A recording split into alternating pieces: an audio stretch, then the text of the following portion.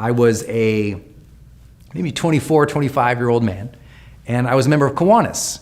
And if you guys didn't know, Kiwanis it's kind of like Rotary or Lions Club. It's a nonprofit organization that's dedicated towards service in the community. And I was in Kiwanis, and I was the youngest one, hands down. Like in the room, we'd get together every single month on a Tuesday, and we'd have lunch, and we'd have a speaker in, and then we'd talk about a volunteer project we were going to do that month, and that was kind of how it went in Kiwanis for me. And so, but in my room, I was 24 or 25, in the room every Tuesday, when we got together, everyone else was older. I mean, they were like 50s and 60s and 70s older. When I was 20, I was the youngest person in the room every single time. And I remember I was having a particularly challenging time because I was thinking about quitting my job, but I was scared because I hadn't saved any money. I didn't know exactly what I wanted to do. I just knew that I knew that the job wasn't the thing at the time, but I didn't know what it was, and so I was scared to make the leap. And I was kind of struggling with some existential stuff because, it'd been 4 or 5 years I hadn't had a girlfriend, and it was just frustrating. I was like dating, but I just wasn't making real connections when I was dating, and I was just unhappy in that part of my life. I didn't know what I was doing with my career. I didn't have a significant relationship. I was like, oh man, I didn't feel good. And so I was having a really down day on that particular Tuesday. And I went in, and I was sitting next to this guy, and he was one of the awesome Kiwanians who was there. And he was, I think he was probably 59, 60 years old. He was in banking, very successful, wealthy guy, happy, he was like a happy-go-lucky grandpa type, just a good dude. And I'm just kind of listing off to him all these things that suck, And he says, well, what are you doing about it? And I said, well, and he says, well, I bet, and he said, I bet I know what's going on. He says, you're going home, you're probably watching too much TV, drinking too much beer, and sitting alone too often, or you're going out and not having any fun, and and we're just talking. My mode was, I go inside, so I kind of pull away from people when I'm unhappy. And so I was like, I kind of pull away, and I'm in my house. And he says, well, I know how to solve your problem. I said, oh, what is it? He goes, buy tickets. I'm like, buy tickets? What do you mean buy tickets? He goes, I want you to open up the paper. Remember the papers? So he says, I want you to open up the paper. And he goes, I want you to see what's going on in your town. And I want you to buy tickets to whatever's coming up the next 7 weekends. Is there a symphony coming to town? Buy tickets. Is there a ballet? Buy tickets. Is there an art museum? Buy tickets. He said, is there a concert? Buy tickets. And I said, what do you mean? I said, buy tickets. I want you to buy 1, 2, 3, 4 tickets, and I want you to take your friends, and I just want you to go. I want you to buy tickets, and I want you to go. And I'm like, what the hell does this have to do with anything I'm even talking about? He goes, just buy the tickets and come back next month, tell me about the tickets. And I'm like, no. And he literally pulls out his wallet, and I'll never forget it. He sets down 3 $100 bills, and he goes, buy the tickets. Here's the money. And I'm like, what do you even? And I was literally so frustrated. So long story short, I'll try to keep it shorter. But so I bought tickets. I got a symphony ticket. There was like a dance troupe in town or something weird. There's a Dave Matthews concert. And what else? There's one other thing. I can't remember what it was. There's something about the tickets. I went with 1 or 2 or 3 friends and went to them.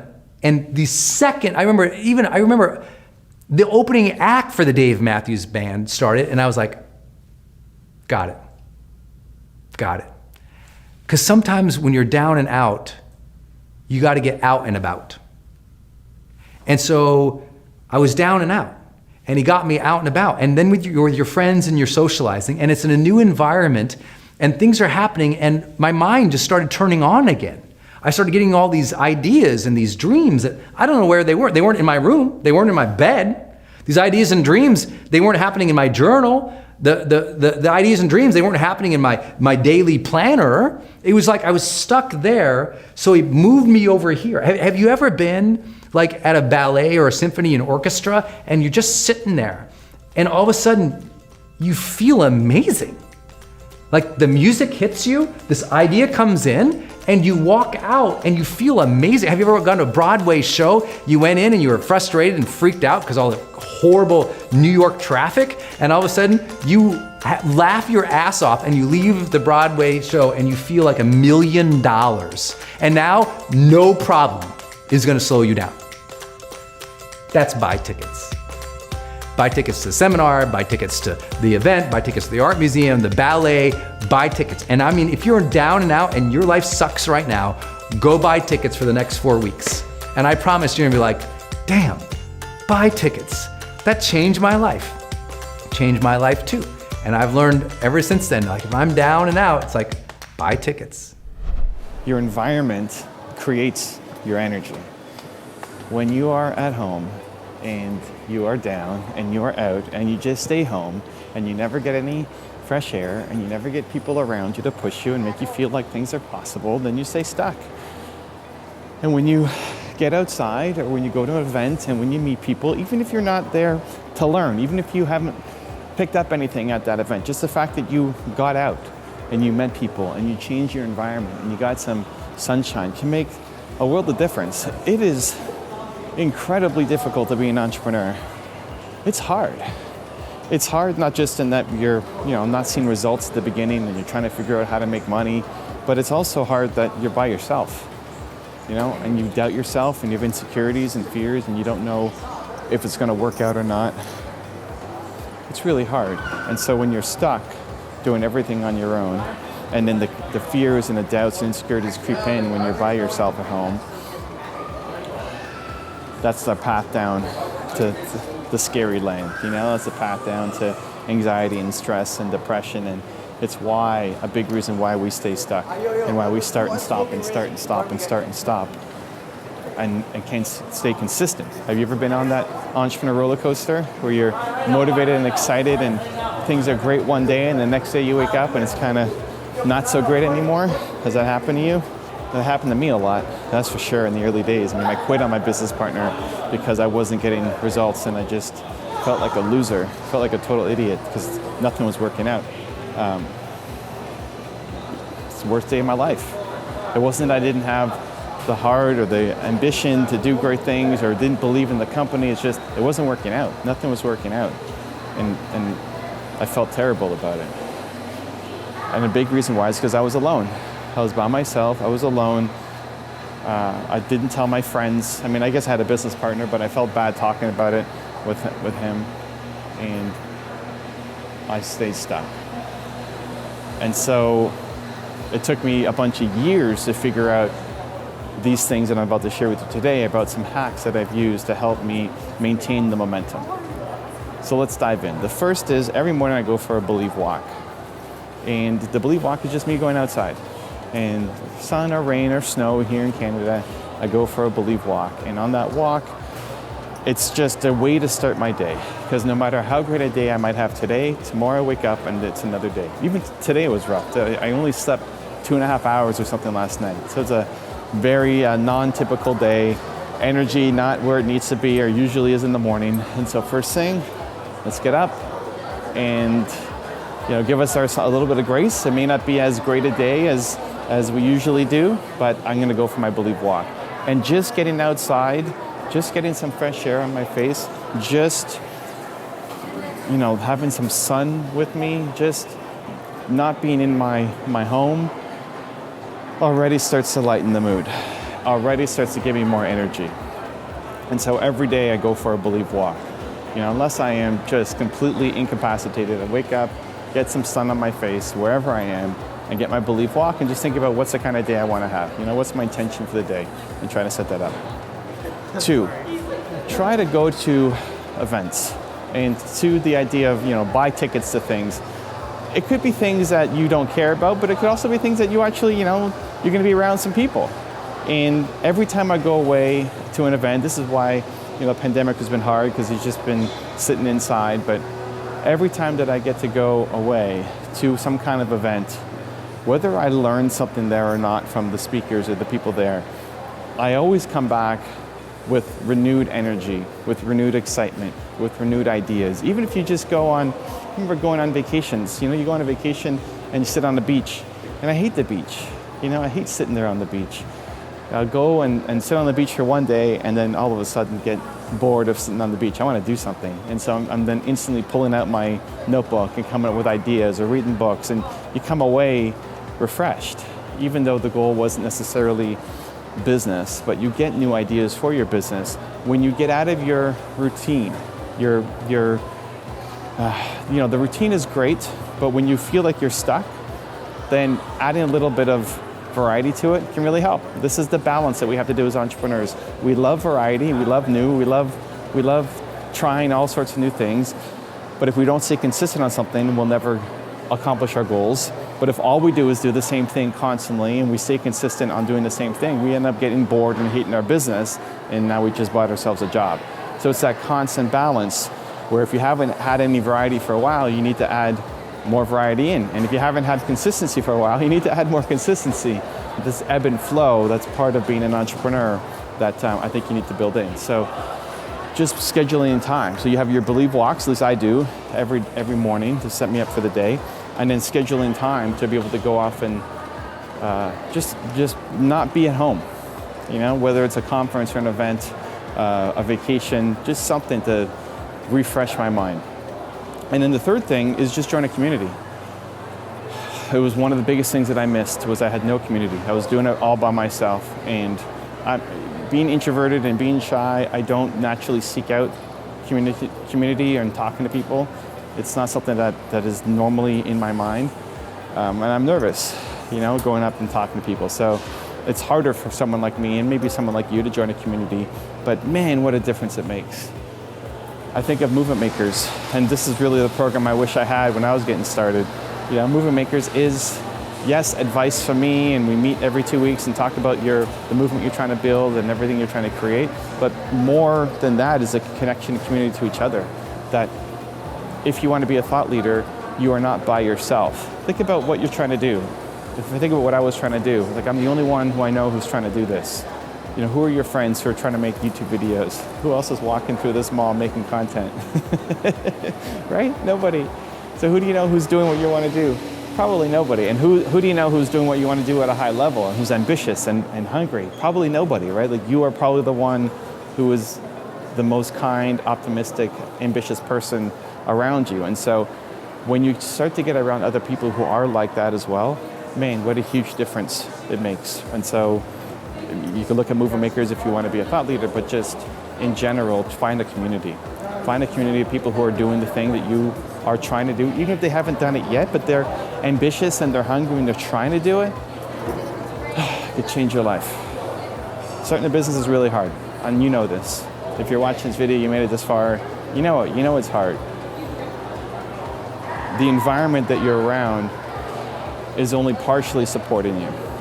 And when you can shake it up, when you can get outside and go for walks, get some sun on your face, when you can get out of your home and go to events and just be around other people who are doing things, and when you can join a community of people who are trying to do something similar to what you're doing, it can make all the difference in the world. You've got a great idea. You're doing it for the right reason.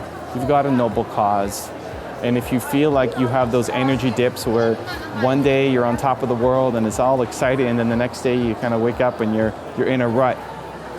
If that rut continues on, for days or weeks, it's a sign not that you're that this isn't right for you.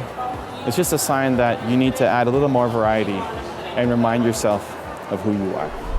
Also, to make sure you're actually taking action after watching this video, I've designed a special free worksheet just for this video. The worksheet will highlight all of the lessons learned in this video, as well as pull out our 3 favorite learnings and quotes that will inspire you to actually do something. The worksheet will also give you space to write down what your key takeaways are and your specific plan of action to make sure you're getting results. If you want the worksheet designed specifically for this video, absolutely for free, there's a link in the description below. Go click on it and start building the momentum in your life and your business. I'll see you there. I remember when I was going to start my business, and I really wanted to be good at it. You know, I was trying to become an author and a speaker and do these types of videos and do some online training for people on the topics of motivation and marketing. And you know, all these people were saying, well, Brendon, you may or may not be successful at that. You're, blah, blah, blah. And I thought, it's a weird thing. It's not like there's a trait of successful people. You look across history, and successful people, they're not from a given background. They don't come from a specific economic stature. They're not in a position where, they're one demographic or another demographic. I mean, it's all over. I mean, we've got thousands of collective years of history. People succeed, some people do, some people don't. And I think it more comes down to how do we manage our mind and how do we manage our days? And I think that there's a difference between successful people and unsuccessful people in the way they particularly think about approaching something new. I think unsuccessful people, when they have a big dream and they start thinking about what's going to be required to accomplish that dream, they get very limiting in their beliefs about themselves and what's possible. And specifically, they say three types of things. The first thing they often say is, well, I don't know how to do that. So they stop. They say, I don't have those things. So they stop. Or they say, I don't know, I'm not like those people. I'm not like that. And so they stop. But successful people have a different way. They have the same thing. Everybody dreams. You dream, I dream. Successful people dream. People just starting out. Everybody dreams. Everyone has a vision. Everyone, if they can just take 5 minutes today and think about their lives, we could all come up with ways to improve our lives and reach another level of success, joy, happiness, achievement, contribution, fulfillment, soul. We can all elevate. But the challenge is that the unsuccessful people, they keep stopping when they think of what they currently know, have, or are. But successful people say, well, I want to do that, but I don't know how to do that. But instead of stopping, they say, well, then my job is to go learn that. They take their current limitation and they put it on their agenda as a job to do, as a thing to figure out, a thing to make happen. Instead of saying, well, I don't have that, they say, well, then my job is to go build that. Or I'm not like that. Then they say, well, then my job is to go become more of that, become that person who could accomplish those things. When I was starting to do online marketing for the first time, and I don't know how much of my story you know, but when I started doing online marketing, I was literally bankrupt. And I went from a place of bankruptcy to the point where I really committed to becoming successful at it. And in 18 months, I'd made $4.8 million, 4.6 collected. I mean, it was just a huge leap, right, in difference from bankrupt to multimillionaire in a span of 18 months. But what made that breakthrough wasn't that I had new opportunities. It wasn't that I had new technologies. It wasn't like, wow, there's the internet now. Those things were already there. I went from this level of thinking to this level of thinking. I used to say, well, I don't know how to build a web page. So I said, agenda, figure out how to build a web page. And I spent hours and hours and hours at nights, on weekends from my job, figuring out how to do that. And I said, well, I don't have one of those lists. I don't have any subscribers. Nobody knows who I am. So I said, job, go build a list. Go get subscribers. Go add value and content out at the marketplace, and they'll come. I mean, just keep putting stuff out there. And I also didn't say, oh my gosh, well, I have that dream. I can't have that because I'm not like that. Because I wasn't a public speaker. I didn't know how to do video. I wasn't like, well, I'm not one of those video people. Well, I'm not a public speaker. So I said, you know what? I have to go learn that art. I have to go become a better speaker, a better communicator. I have to go become more confident. I have to go become a person capable of doing these things. I have to change myself to get there. I can't wait for circumstances to change so I can have my dream. Then our dreams would never happen. We have to get to the point of maturity in our lives where we say, okay, two things are going to change my life. Something new is going to come into my life and make me lucky and blessed. And maybe I can't count on that forever. And maybe now, instead, I have to consciously design my life and say, okay, now, if I want to change, if I want my dream, something new has to come from me. I'm going to become a better person. I'm going to become a person who is more optimistic, who is more confident, who is more driven. Not because I am that now, but because we can grow.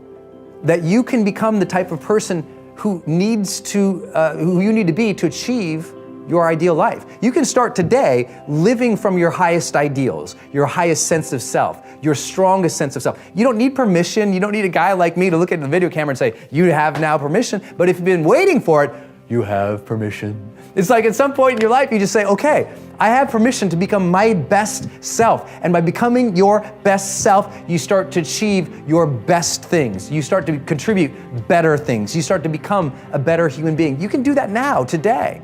So next time you're thinking about a big dream, don't think about the things that, well, I don't know how to do that, and stop. Think, I don't know how. So set it up on your calendar to go learn those things. I don't have that, then set it up step by step to go build that. I'm not like that, then set it up step by step to go develop those skill sets and those competencies so you can become that, and ultimately you can achieve that dream. It's there, it's waiting for you. Don't stop. Now, I know you all have big goals, big dreams, big aspirations, just like I do. You've got ambitions to become an amazing person, to build your career, to create, to contribute, to give, to be an awesome human being. But all of that is impossible without great habits set up. If you don't have routine and structure set up in a way that will keep you on track, then you'll fall off. And having new goals without new habits is kind of like, having a new car without wheels. The habits are the wheels. They're the things that make you able to achieve the goals. So you gotta have good habits. But the challenge for most people isn't that knowledge. I mean, you need to have good habits.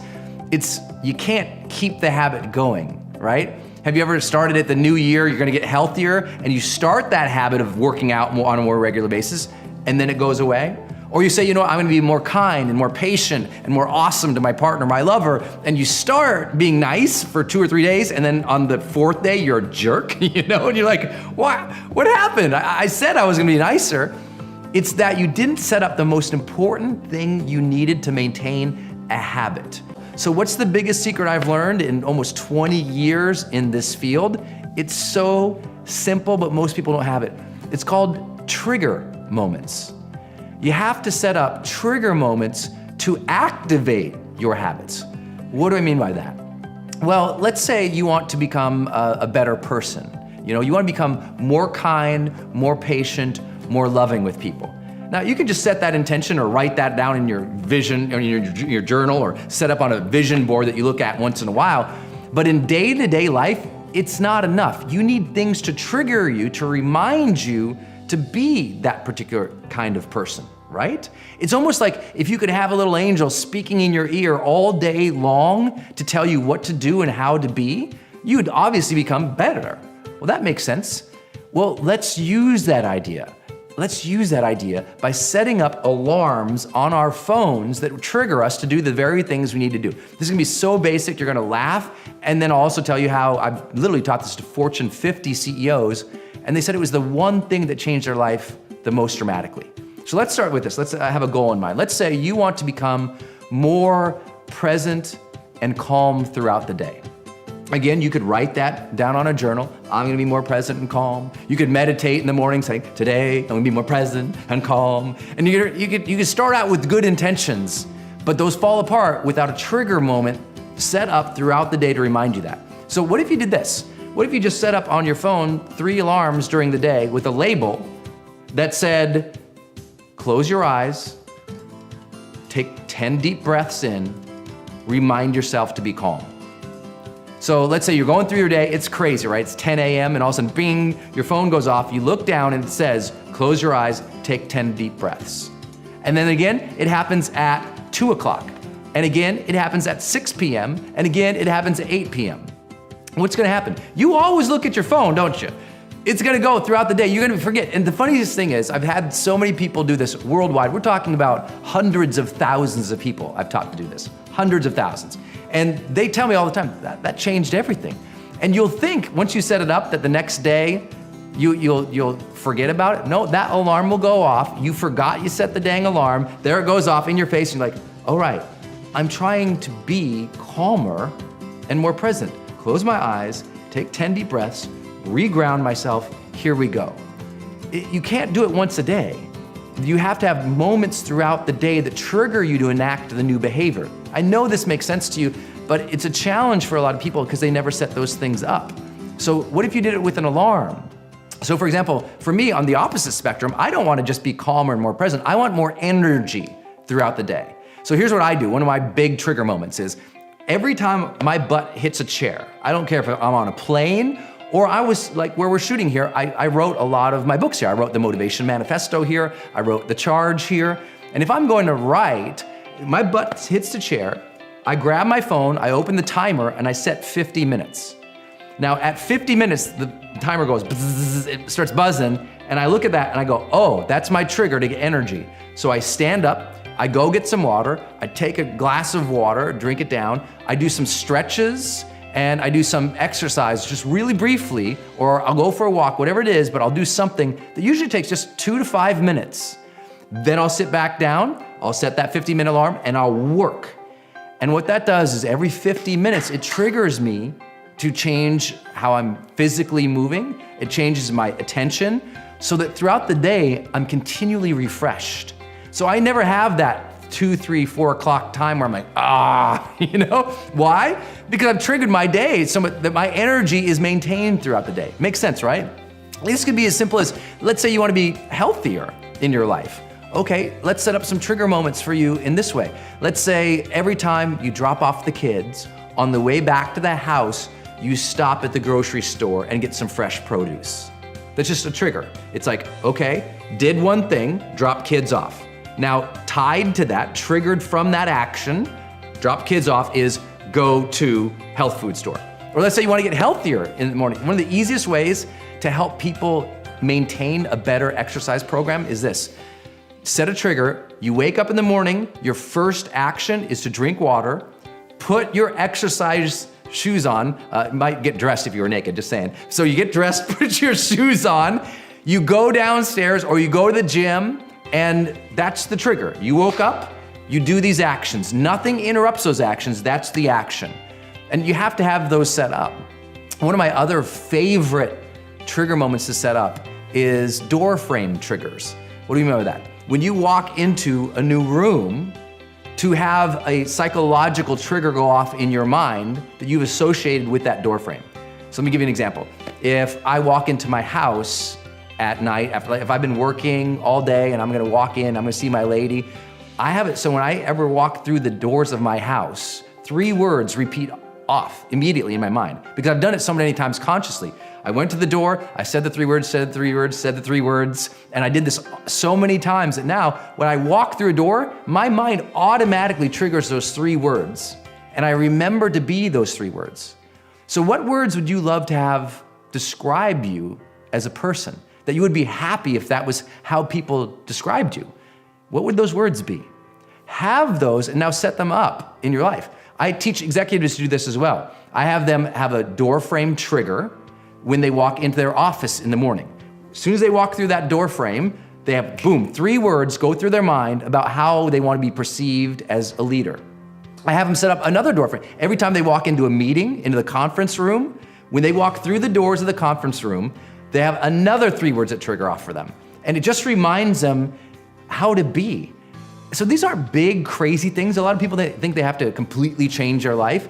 What would change your life completely is setting up more trigger moments and associations that when you see something, you do this. That when this action is taken, then that happens. That when you have the opportunity to set up alarms on your phone, you set them up so that you're interrupted in your everyday life to remind yourself to stick to the habits, to stick to the intention. You do that enough on a continual basis, you'll find yourself in so many ways completely rejuvenated, and I promise you'll stick to your habits even more. And once you do that, you know that everything changes. You have to be all in, and it's the hardest thing to do because if it fails, then you can feel like a failure. I think of this idea of performance necessity. 2 stories kind of come to mind. One is I was working with an Olympic gold medalist sprinter, and we're in the tunnel and we're going out, and he's talking about the competition, and we get out to the blocks, and I said, he was really worried about the competition. I said, well, how do you even gauge like who's going to win? In his particular race, people are winning, but by 1/100th of a second, tenths of seconds. I mean, these are really close sprints. And I said, well, how do you know? I said, who would you even bet on? And he says, I would bet on the guy who gets down at the blocks, gets himself settled, looks at the finish line, then says, I got to do this for my mom. And I was like, ooh, that's good. His performance necessity in that is, it's necessary for him to win that race for his mom. I think of, when I started my career and I really decided to go all in with writing and online training. This is like 2006. I'd gone broke, completely bankrupt, and failed. I left my corporate job. I had this cushy kind of corporate job as a consultant. Good job. Left it to write. And I didn't know how to make it as a writer. I wanted to do seminars and workshops, didn't know how to do that. So I was pretty much a hot mess, ran out of money. I got nothing to my name, nothing, no positive prospects. No one's calling me except the guys who want the money. And one night I'm writing, and the apartment was so small. On the bed, I had all, my bills, my vision boards, all my research, all my journals. Like, the bed was basically the desk, the extended desk. And my lady comes in, Denise, and she walks past me, but she sees I'm like trying to write. So she doesn't want to disturb me. She crawls under the covers of the bed. And I'm just typing, casually typing away. And I look over, and I see my woman sleeping under my bills. Wow. And it was just like,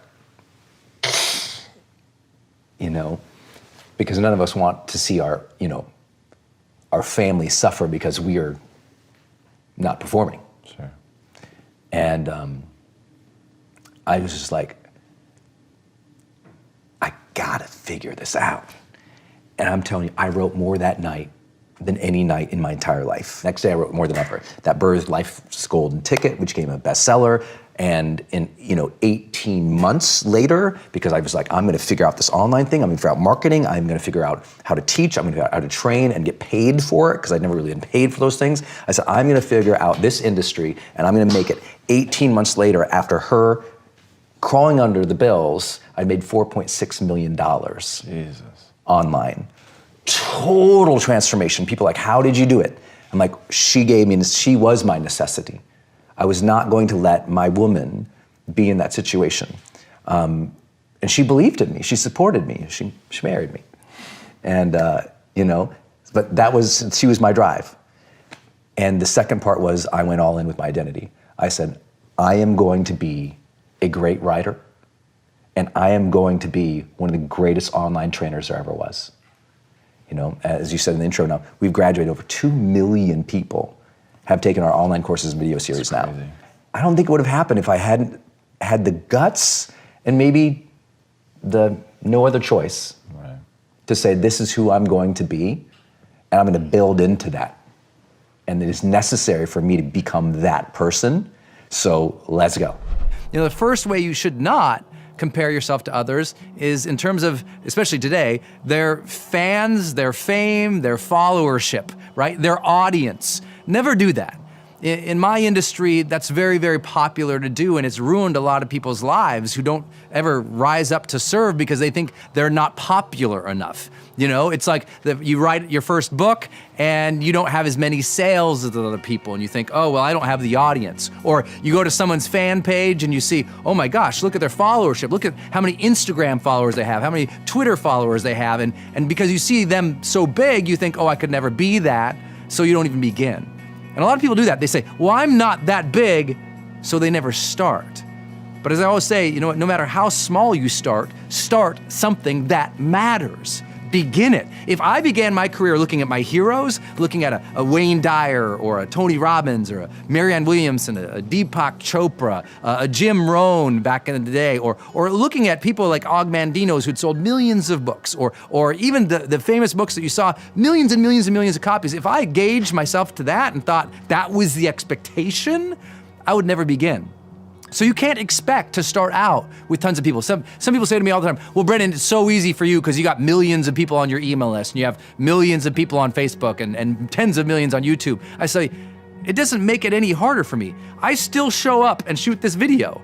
And the reason I have the followers and the fans and the audience is because I showed up and I started when there was only 1 dude, 10 dudes, 100 dudes, 1,000 dudes watching us. My first seminar that I ever did, we only had 22 people in the room. And now we fill up seminars 9 times a year, often from people from 46 countries around the world, fly in, paying thousands of dollars a ticket. And what did I do? I started with 22 people in a room, and most of those people didn't even pay. And every time the guy walked in with water, I counted him as one of those 22. You know, like I had no followership. It's never about how big you start. It's that you start, and you get big by staying at it. Because what people do is they put out their first video, they write their first book, they try their first thing online, and nobody follows, nobody watches, and they quit. They get disappointed.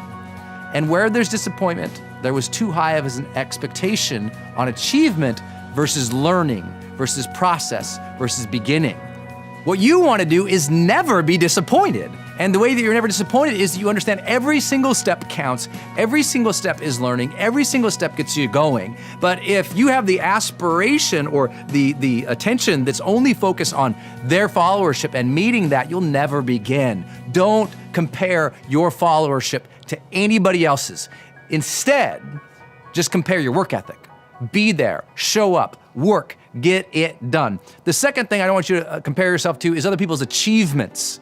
That means their wealth, their sales number, their big house, their big car, their whatever else, you know, their fancy clothes, their whatever they got. Don't look at other people's achievements and what they have. Because if you do that, it's also, you think, well, I'm not famous enough, and then you think, well, I'm not lucky enough, blessed enough, rich enough, whatever your excuse becomes. You gotta be very, very, very careful of that. And I know you know that, but lately, have you been looking at other people's stuff and feeling demoralized because of that? Well, they had a silver spoon in their mouth, or they're so lucky. Those types of things stop us from even trying because we feel like the game is unfair. Well, it's not. Most wealthy people, especially all the billionaires I've met, and I've been blessed to meet lots of them and coach a few of them, the mega stars that I get to work with, the Olympians I get to work with, the highest achieving people in the world, it's not luck, and most of them didn't have unbelievable lucky family connections.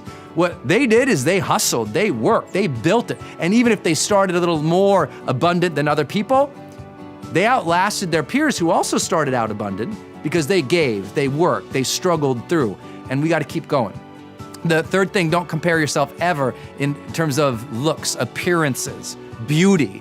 You know, I know if you're somebody who opens up those fashion magazines or those celebrity gossip magazines, you're always looking, oh, she's cuter than me, oh, he's better looking. And then again, you have the excuse. Soon as you compare yourself to other people, you have the excuse to never begin.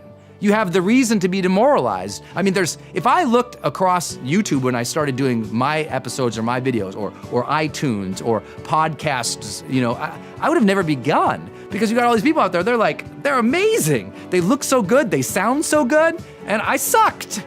I couldn't talk like this before. Now, as you know, all of our videos and every episode I've ever done has been unscripted. No notes, I got nothing. I'm looking right at you, there's nothing in front of me, I just go. And they're all in one single take. Majority of them, I think 99%, are one take. And that came from practice, where for years and years and years, I tried to be able to just speak extemporaneously without using notes, without using a script. I taught myself to do this. And if I'd compared myself to other people who were so polished and looking good and every word was precise, I would have never gotten to where we're at today with literally hundreds of millions of views and from our posts to our videos. It came because I didn't worry about the polish of looking like everybody else. I was just doing my thing. So what should you compare? Why should you be comparing yourself to others? For growth reasons, learning reasons. I mean, the first reason you should always compare yourself to others is for creativity. To get ideas, not to steal and not to compare, but rather to go, oh, how would I do that? In comparing yourself to others, it brings in self-awareness to say, oh, look, this is how I'm distinct. This is how I'm different. This is how I could approach this in a different way. if I didn't research the market, I would never know how I could be different. If I didn't know how I could be different, I could never have a business. You cannot build a business or have a real career or make any major contribution without understanding how you're distinct. Steve Jobs knew that when he built the phone, it was different. And that, thinking differently, is what made him an icon. It's the same for everything that we do. Compare so you know what is out there, so you know how you could bring a new creative edge to it. Second reason to compare is to compare for vision. Because as you get self-awareness and you understand how you're distinct, sometimes you see someone doing something amazing and you're like, wow, I got a bigger vision for myself. When I started seeing people posting videos, back in 2007, I got a bigger vision for myself. I mean, 2007, I saw people posting longer videos online. I thought, wow, I never saw myself doing video, but look at how I'm watching these and I'm relating with these. I got to do some video. And by comparing myself to others, so other people I followed or researched or read their books, and I saw they had a podcast, I'm like, I'm gonna get a podcast. It opened up my vision for the vehicles, the mediums, the ways that I could serve and give, and I want you to do the same. And the last piece, the reason to compare yourself, is for growth. There is an amazing amount of talent in this world. And when you see them, it should inspire you to level up. It inspired me to learn how to do video. It inspired me to learn how to speak extemporaneous. It inspired me to get over my fears of public speaking and step on a stage, and now it's in front of thousands and thousands of people to inspire the world. I never thought I could do that, but seeing other people sometimes achieve the remarkable, you get inspired.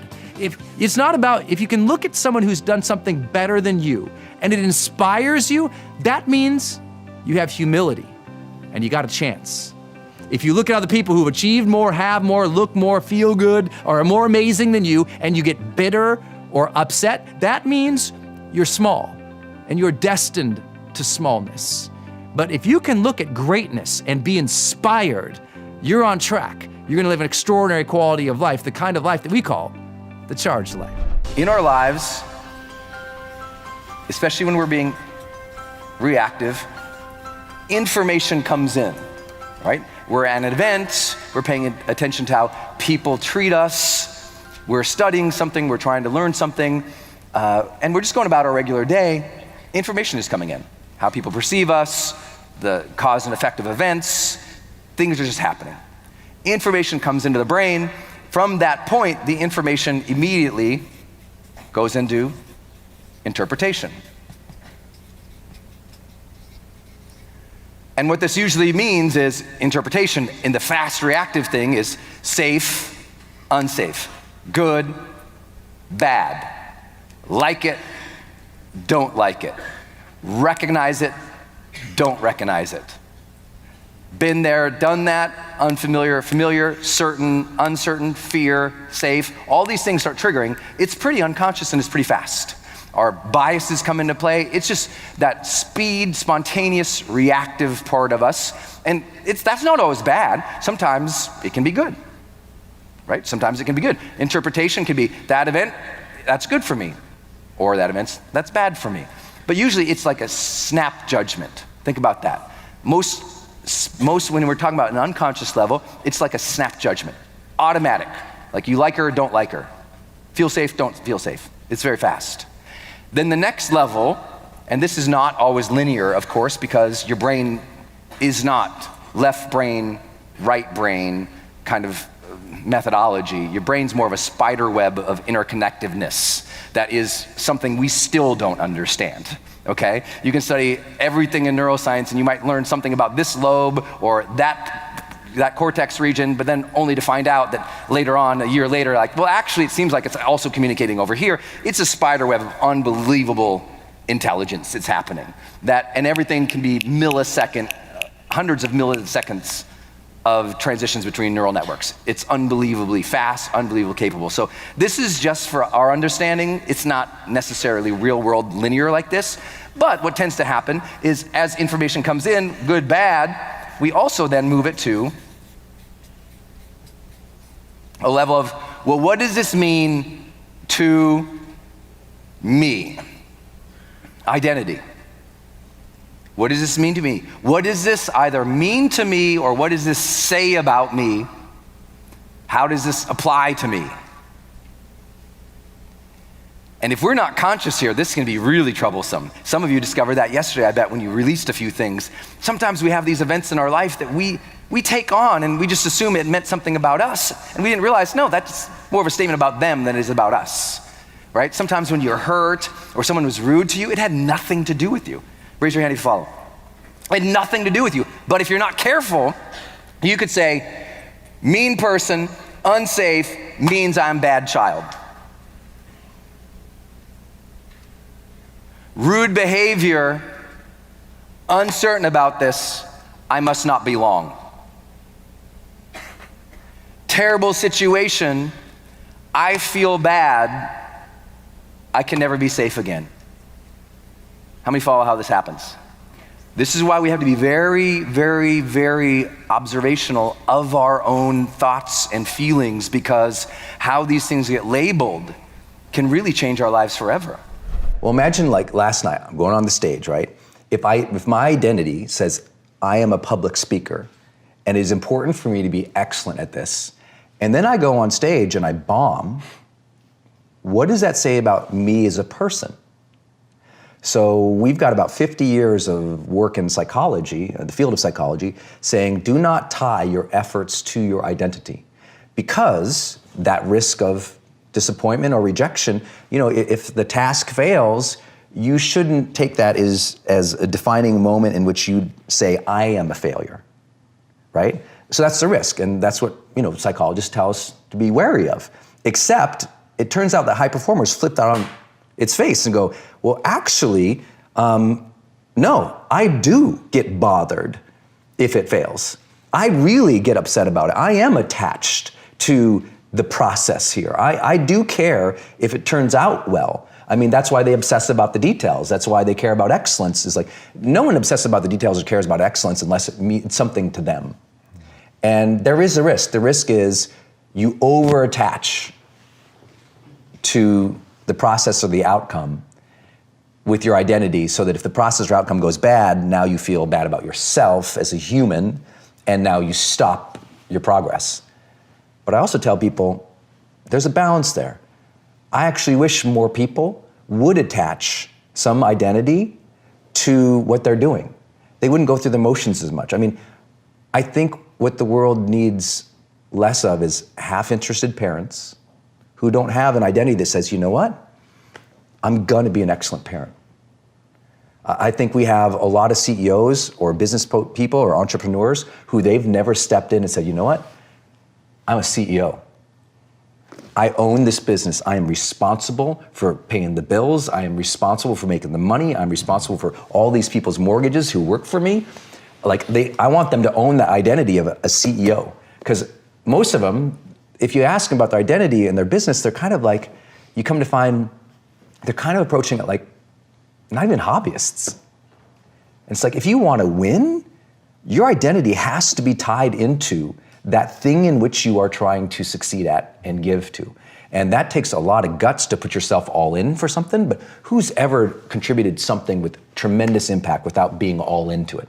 I've never seen it. So I think the message of the book, you're right, I'll get some flack from a lot of psychologists say, don't tell people to tie more of their identity. Or my friends who are Buddhists will say, but attachment is the form of all suffering. Brendon, have you not read your spiritual texts? I'm like, look out, calm down. I've hung out with the Dalai Lama. I'm totally cool.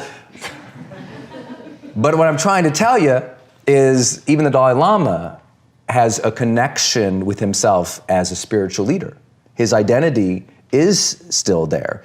That people, assume that, we have to release ourselves from having any attachment to something. But I'm like, I think we all want to be present and engaged fully in the things that we are doing in our lives. And that's going to require us to say psychologically, you know what? I am all in this. That's what I'm about. It's the habit is generate energy. Okay. Not necessarily have energy. Create energy. Create energy. And what they do, the way we measure that was kind of academic. Mental energy, which is tied to your focus and your stamina and your ability to manage complex tasks without too much mental stress. Number 2 is emotional energy, which is just the quality of your positive emotions. And number 3 is physical energy. High performers are 40% more likely to work out 5 times per week than the rest of their peers. So that means the top 15% most high-performing people in the world tend to work out 5 days per week. And that workout could be defined as, 45-minute brisk walk or, HIIT intensity or whatever it is, but 40% more likely. That's a huge finding. And what we found is high performers just have better well-being and happiness and physical conditioning than everybody else. One stunning finding was CEOs, senior executives, and business owners, they report expending as much energy as athletes who are competitive now. I can imagine. Yeah. Yeah. I was surprised by that. I would have thought, athletes would be 10% more. I mean, the emotional and mental energy Yeah. they have to, the decision making, the conversations, the big deals, the stakeness. Yeah. It's a lot of energy. It's a lot. And that's why, if you really want to achieve your dreams, you have to care for your body, your mind. That's why all these things, finally resonating in the marketplace because of the science of meditation or taking a break or, managing your own energy. Sleep is everything. Yeah. And I think all of that is really important. And we say generate energy because there's this myth that, some people have happiness or they have, it's like, no, you generate it. You don't have happiness. You generate Create it, yeah. You create it. And so the quality of your energy you have to create. Like you and I both, if most of our audience knew our schedules, your schedule the last 5 days, it's like, how is Lewis even able to focus right now? And how are you able to get here and do this as well? Yeah. But it's because we say, well, this is our mission. Show up, man. Yeah, there's plenty of times I got to imagine you walked on the field and you were like, I'm spent. Exhausted. I remember when you flew down to compete in South America. I still play with the USA team handball Yeah. team. And a year ago, I flew down to, I remember I did an interview in Miami and then flew out from Miami and then just went right into training camp and then played against Brazil, which is Olympic qualifiers and got our asses whooped, but it was fun, But I had to have clarity and energy and show up, even when I was like, oh, we're going to lose. Yeah. Like there's zero chance. Yeah. It was like the worst team in the NBA playing like the Warriors, and we were just like, we had no chance. Yeah. But I had to show up and give my best. And you have to set all these routines. The amount of routines that Tom Brady has in his life it's so that he can unbelievable. generate energy. It's unbelievable. Stuns most people. It's unbelievable. And that's What it takes if you want to be at that level. If you don't want to be at that level, you don't have to do it. Yeah, you don't have to do it. Everybody can just I'm going to go, hit the Cinnabon, but it's like, it's pretty good. How do you want to feel at 3:00? Yes. If you want to feel amazing at 3:00, don't end lunch with a Cinnabon. One of the major keys we found, the first high-performing habit, is seek clarity. And what we found is one of the practices that high performers do is they define the feeling they're after. And so when we had to explain that and later talk about it in the energy chapter, we had to differentiate between feelings and emotions, and they are different. Emotions tend to be, they're the same. Yeah. They're physical, they're almost always automatic, even though in the brain is creating associations, there's also happen. For us, they just kind of, emotion comes up. yeah, you're watching a movie and you're just sad and you're like, oh my gosh, I'm crying. You didn't even have the tissues ready. You're just like, blah, but the feelings are usually interpretations that we make of what that emotion was and how it sticks and the meaning we give it to it. Yeah. And the example I used to, I like to give, and I don't remember if it's in the book or not, honestly, because here's what's happened. This book is 400 pages. It was 1,481 when I finished. Baby, you edited down. Yes, and it was 1,481 good, complete. Yes. Like it was like awesome. Yes. But I was like, that's gonna freak people out. So we're publishing a bunch in academic journals later and then stripped it down to 400 pages so it's more readable and fun and orientable. So I can't remember if this one actually made it in there, but the example I like to give is if you and I go to a haunted house. Yeah. Which I love. I love them, and they scare me to crap. But if you and I walk around, you walk around one of the walls in a haunted house, someone jumps out at you. Yeah. You and I are both going to jump. Yes. We are emotionally going to experience fright immediately. It's going to be there, right? But I might be freaked out for the next 5 minutes, and you might be laughing. Why? It's the meaning and the feeling that we've defined it as. That's fine for everybody. Here's the issue that people have, and you have to be careful about when we start talking about energy, because emotional energy is real. Yes. And that is, look, if at 6, we go to the haunted house at 5 p.m. in the afternoon. If at 9 p.m. now you're in your house, you're alone, but you're completely safe, and you still feel scared, that's not the haunted house's problem. That is the way that you are defining and working through your own emotions. You had the emotion of terror and fear, and you're still experiencing that feeling. That's a mental job, not an emotional job.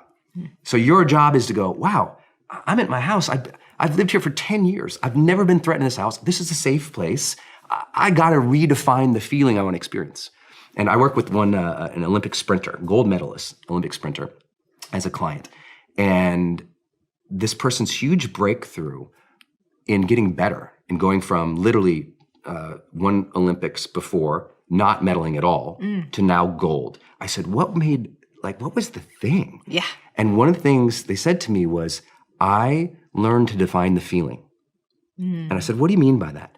And he basically said, if there's a bunch of us at the starting blocks and we're all in perfect poise and perfect condition, the one to bet on is the one that says, this is the way I want to feel in this race right now. I know my emotions are going crazy. Like my heart's beating. I can hear everybody. I'm waiting for that shot blast. I can see my goal. I know how important this is. And all these, their emotions are there. Yeah. But that person's defining the feeling going, I'm going to feel centered now. I'm going to get myself in the zone now. Even though the emotion of anxiety is there for all Olympic level competitors, all of them. But they define that emotion as a feeling that helps give them a performance edge. And I think that's important too. Bruce Springsteen says if he's ever backstage and doesn't feel like nerves, he's gonna hang it up. Yeah. But that's anxiety, he's just defining it differently. It's so simple.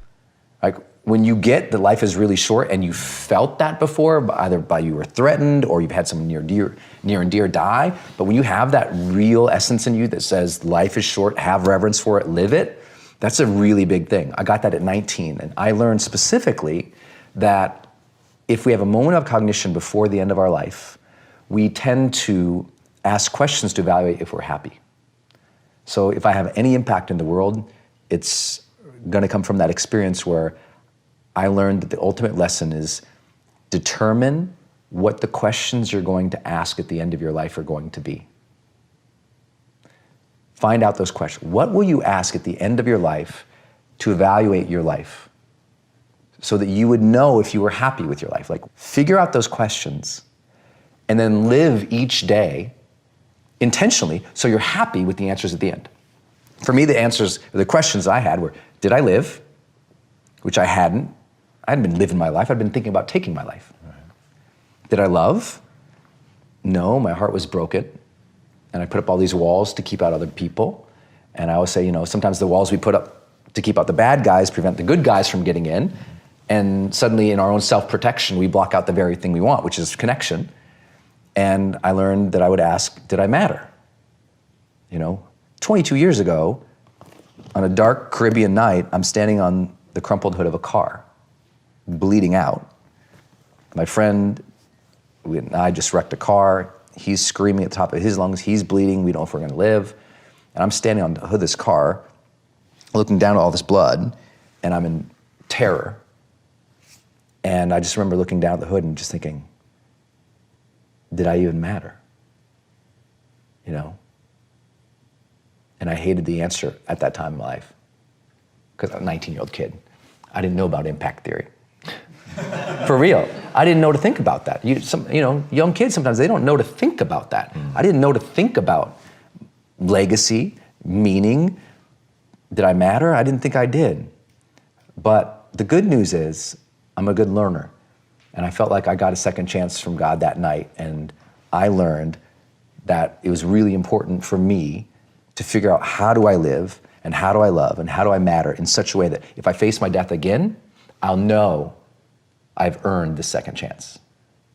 And so what I want to tell people, and the impact I want, is I just want people to know your questions, man. Live intentionally and earn the life that you've been given, because this moment's a blessing.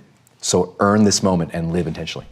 Dude, if you're angry all the time, you gotta change how you look at the world. Yes, there's a lot in the news that can piss you off. Yes, there's a lot going on that causes outrage all day long on Twitter or social media somewhere. But if that's your sole focus, no wonder you're upset all the time. Lots of people are angry right now because of the news or something chaotic or terrible or something they don't agree with is happening in the world. But that's not new. There's always chaos, there's always turmoil, there's always bad things happen in the world. But if that's your focus, no wonder you're having that anxiety and that frustration and that anger all the time. You gotta change both your focus and how you're reacting to things when you do see it. So first, let's work on your focus. As much as you're angry all the time, are you also noticing the beauty of this world? I mean, the odds that you're even alive and having your breath is something to connect to every single morning. To have reverence for your life in the morning, to wake up.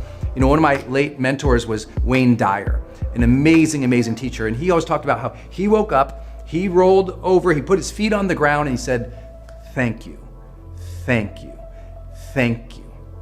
He was grateful for his day and he began that way. And I think so many people right now, they kind of roll up in bed and they're like, and they grab their friggin' phone and they start going through the news and social media. And what are they queuing? Immediately, I'm queuing stress, chaos, turmoil, clickables. It's like clickbait, clickbait, clickbait, clickbait. No wonder you're frustrated. You're activating your brain immediately right off the beginning of the day in all the turmoil of the world. Put the dang phone down, get up and think about what you're grateful for, about what you want to achieve and give and serve and create that day, about who needs you to be on your A game that day so you can focus on that instead of like this in bed. That will change how you start your day. And then listen, a lot of people who are angry all the time, they're also in outrage all the time because they're focusing on the problem all the time. And they're bemoaning the problem. They're calling out the problem, complaining about the problem, judging, criticizing, getting upset all the time. A ton of people who stay in anger all the time are failing to be solution-based. That's what they're doing, right? They're just anger, problem, outrage, outrage, outrage. But listen, when you become a solution-based person, when you say, okay, I actually want to do something about this problem, and you start taking positive steps to at least address it or to participate, suddenly that anger goes into a new fire, and that fire is called enthusiasm. It is easy to switch anger into enthusiasm when you become solution-based as a mindset. When you say, okay, I don't like this, let me do something. Let me call somebody. Let me take this action. Let me write that letter. Let me send that email. Let me get my friends together. Let's go protest. Let's go get involved. Let's participate, because participation turns anger often into enthusiasm. And so if you're just stewing on the things you don't like, of course it's going to be a negative energy. But if you start stewing on the things that you can do, you find personal power. You find enthusiasm, you find social contribution, ultimately you find community. Because one reason it's so easy to be angry is when you're alone.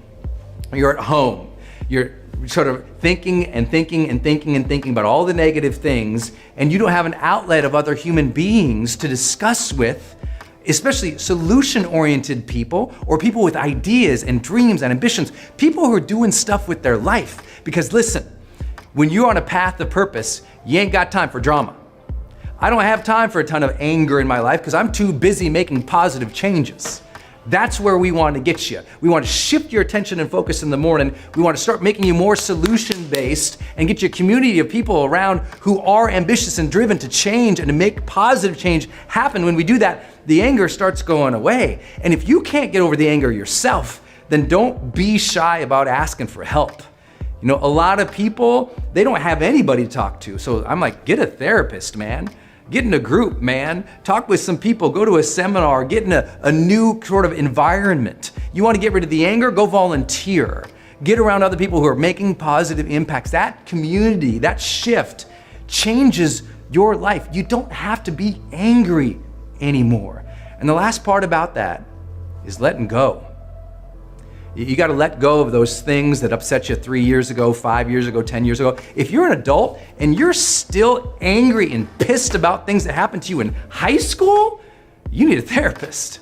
And I say that with all sincerity and all respect. If you're having mental thoughts that are coming from a place that are literally based 5, 10, 20 years ago that you just didn't deal with yet, you need help dealing with it. And you need to get yourself a meditation practice or a therapist or into some kind of way that you're on a consistent basis letting things go. Here's what I do. Every Sunday, I go, okay, what was I pissed about this last week? What really bothered me? Okay, I gotta let that go. Because you can't keep charging into the next week angry from last week. You gotta let it go. You gotta find a clean slate for yourself so that your soul can expand and can be positive and can be ambitious and motivated and serving the next week. Because listen, anger after anger after anger, hatred after hatred after hatred, criticism after criticism after criticism, rejection after rejection after rejection, outrage after outrage after outrage, it weighs you down. So you've got to change how much of that you're taking in, and you've got to make sure every single week you're doing some kind of like mental detox to let that stuff go. And instead of cultivating the anger, cultivate the gratitude, cultivate the enthusiasm, and you can change your life.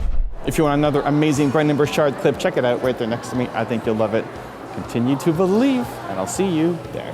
People say, Brendon, I'm scared to start my dream. I'm like, you're not scared to start your dream. You're embarrassed to be seen starting small.